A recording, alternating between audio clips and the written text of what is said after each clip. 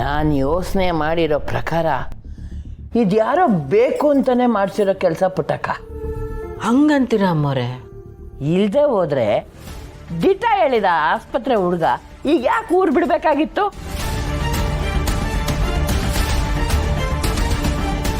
ಇಲ್ಲ ಪುಟ್ಟಕ್ಕ, ಈ ಇಸಿದಾಗೆ ಆ ಹುಡುಗಿ ಸುಳ್ಳು ಹೇಳಿರ್ಕಿಲ್ಲ.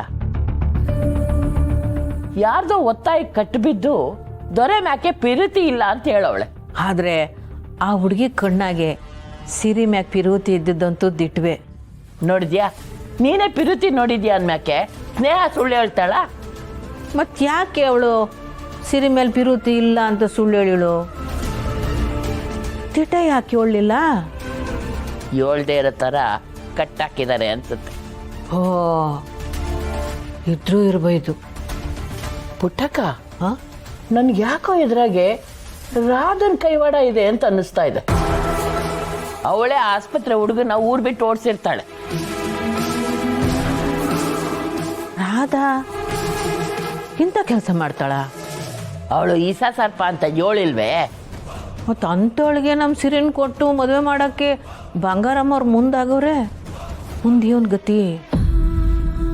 ಅವಳು ಬಂಗಾರಿಗೆ ಬೂದಿ ಎರಚವಳೆ. ನೀನು ಬಂಗಾರು ಒಂದೇ ಜಾತಿಯವರು, ಯಾರು ಏನು ಹೇಳಿದ್ರು ನಂಬಿಡ್ತೀರ. ಯೋನ್ ಮಾಡೋದು ಅವರೇ, ಯಾರ ಬೆಣ್ಣೆ ಹಂಗೆ ಮಾತಾಡ್ಬಿಟ್ರೆ ಕರ್ಗೋಗ್ಬಿಡ್ತೀವಿ. ಈಗ ಯೋನ್ ಮಾಡೋದು?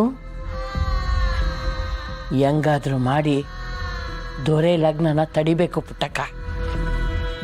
ಆಸ್ಪತ್ರೆ ಹುಡುಗ ಸಿಕ್ಕಿದ್ರೆ ಸತ್ಯಾಂಶ ಏನು ಅಂತ ಬಯಲಾಗ್ತದೆ. ಅವ್ನು ಊರು ಬಿಟ್ಟೋಗವನಲ್ಲ, ಎಲ್ಲಿ ಅಂತ ಹುಡ್ಕೋದು?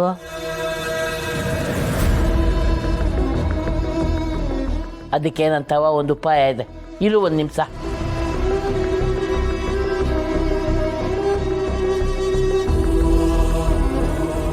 ಹಲೋ ಬಲರಾಮ, ಹೇಳಿ ಅಮ್ಮವ್ರೆ. ನಾನು ಹೇಳೋದನ್ನ ವಸಿ ಗಮನ ಕೊಟ್ಟು ಕೇಳಿಸ್ಕ.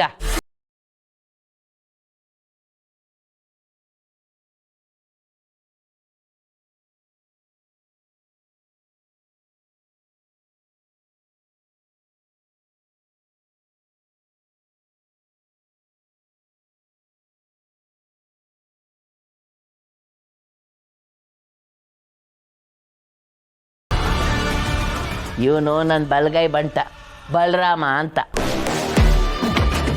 ನಾನೇನು ಹೇಳಿದ್ರು ಮಾಡ್ತಾನೆ.